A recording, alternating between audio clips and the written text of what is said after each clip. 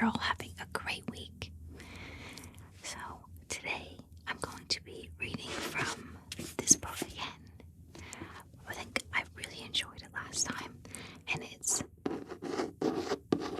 Bedtime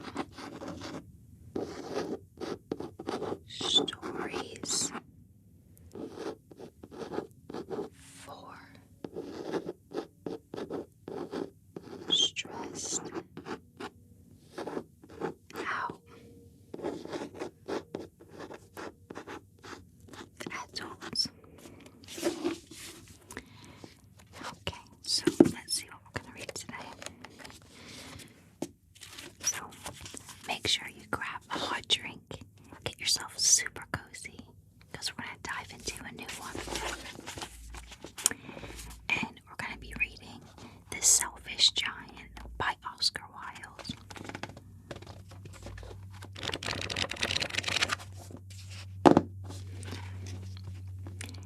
Every afternoon, as they were coming from school, the children used to go and play in the giant's garden.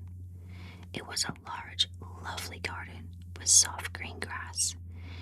Here and there, over the grass, stood beautiful flowers like stars, and there were 12 peach trees that in the springtime broke out into delicate blossoms of pink and pearl, and in the autumn bore rich fruit.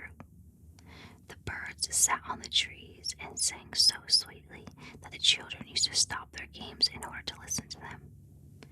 "How happy we are here," they cried to each other. One day the giant came back. He had been to visit his friend, the Cornish ogre, and had stayed with him for 7 years. After the 7 years were over, he had said all that he had to say, for his conversation was limited, and he determined to return to his own castle. When he arrived, he saw the children playing in the garden. "What are you doing here?" he cried in a very gruff voice, and the children ran away. "My own garden is my own garden," said the giant. "Anyone can understand that, and I will allow nobody to play in it."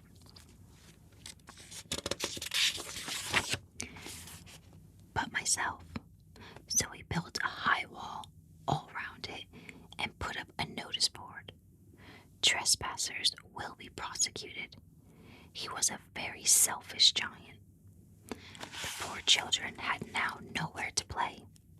They tried to play on the road, but the road was very dusty and full of hard stones, and they did not like it. They used to wander around the high wall when their lessons were over and talk about the beautiful garden inside. "How happy we were there," they said to each other. Then the spring came, and all over the country there were little blossoms and little birds. Only in the garden of the selfish giant it was still winter. The birds did not care to sing in it, as there were no children, and the trees forgot to blossom. Once a beautiful flower put its head out from the grass, but when it saw the notice board, it was so sorry for the children that it slipped back into the ground again and went off to sleep. The only people who were pleased were the snow and the frost. "Spring had just forgotten this garden," they cried, "so we would live here all year round." The snow covered up the grass with her great white cloak, and the frost painted all the trees silver. Then they invited the north wind to stay with them, and he came. He was wrapped in furs, and he roared all day about the garden and blew the chimney pots down. "This is a delightful spot," he said. "We must ask the hail on to visit." So the hail came. Every day for 3 hours he rattled on the roof of the castle till he broke most of the slates, and then he ran round and round the garden as fast as he could go. He was dressed in gray, and his breath was like ice. "I cannot understand why the spring is so late in coming," said the selfish giant, as he sat at the window and looked out at his cold, white garden. "I hope there will be a change in the weather."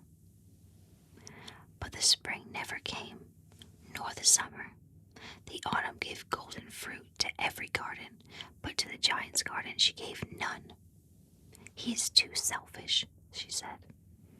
So it was always winter there, and the north wind, and the hail, and the frost, and the snow danced about through the trees.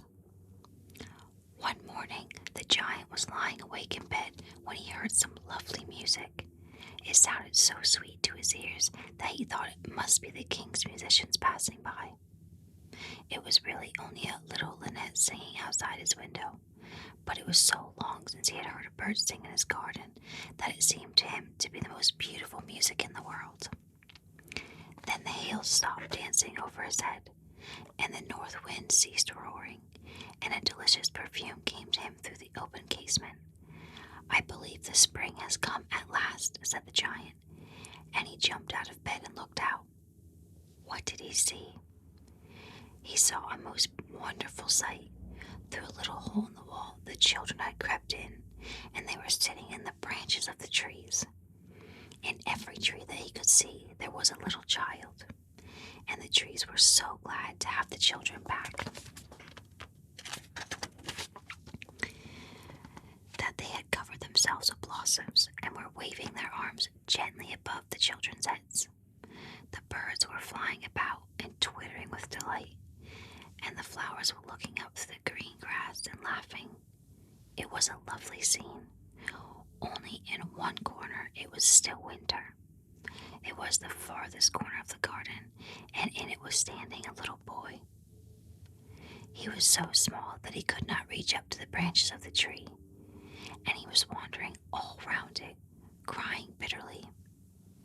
The poor tree was still quite covered with frost and snow, and the north wind was blowing and roaring above it.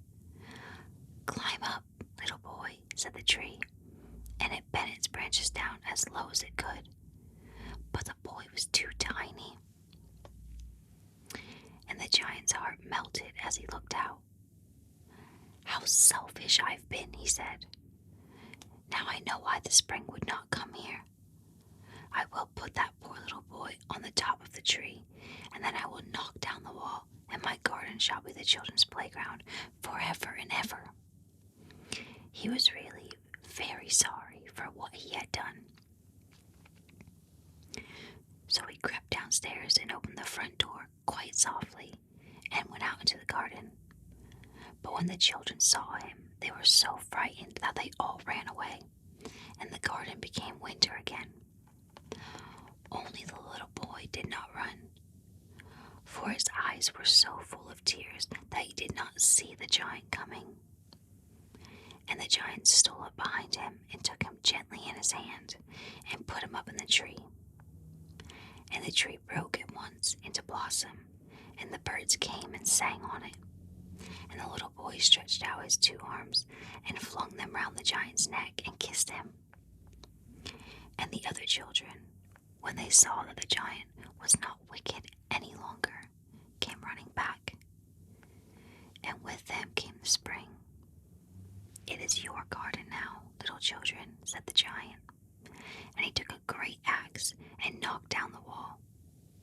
And when the people were going to market at 12 o'clock, they found the giant playing with the children in the most beautiful garden they had ever seen.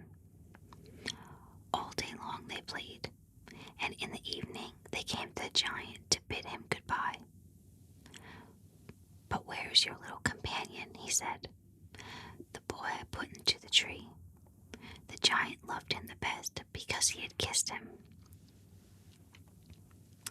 We don't know, answered the children. He has gone away. You must tell him to be sure and come here tomorrow, said the giant. But the children said they did not know where he lived, and had never seen him before, and the giant felt very sad. Every afternoon when school was over, the children came and played with the giant, but the little boy whom the giant loved was never seen again. The giant was very kind to all of the children, yet he longed for his first little friend, and often spoke of him. How I would like to see him, he used to say. Years went over, and the giant grew very old and feeble. He could not play about any more, so he sat in a huge armchair and watched the children at their games and admired his garden. I have many beautiful flowers, he said, but the children are the most beautiful flowers of all. One winter morning, he looked out of his window as he was dressing. He did not hate the winter now, for he knew that it was merely the spring asleep and that the flowers were resting.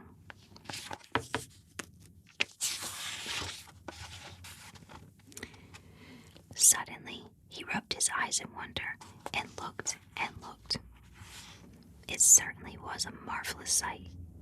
In the furthest corner of the garden was a tree quite covered with lovely white blossoms. Its branches were all golden, and silver fruit hung down from them, and underneath it stood the little boy he had loved. Downstairs ran the giant in great joy, and out into the garden. He hastened across the grass and came near the child. And when he came quite close, his face grew red with anger, and he said, "Who hath dared to wound thee?" For on the palms of the child's hands were the prints of 2 nails, and the prints of 2 nails were on the little feet. "Who hath dared to wound thee?" cried the giant. "Tell me, that I may take my big sword and slay him." "Nay," answered the child, "but these are the wounds of love." "Who art thou?" said the giant, and a strange awe fell onto him, and he knelt before the little child. And the child smiled on the giant and said to him, "You let me play once in your garden. Today you shall come with me to my garden, which is paradise." And when the children ran in that afternoon, they found the giant lying dead under the tree, all covered with white blossoms. I hope you guys really enjoyed that story. I know I did. And I hope you can drift off into a lovely night's sleep. I know I'm going to. If you have any suggestions or recommendations, please do put them in the comments and let me know. Otherwise, I'll see you next time.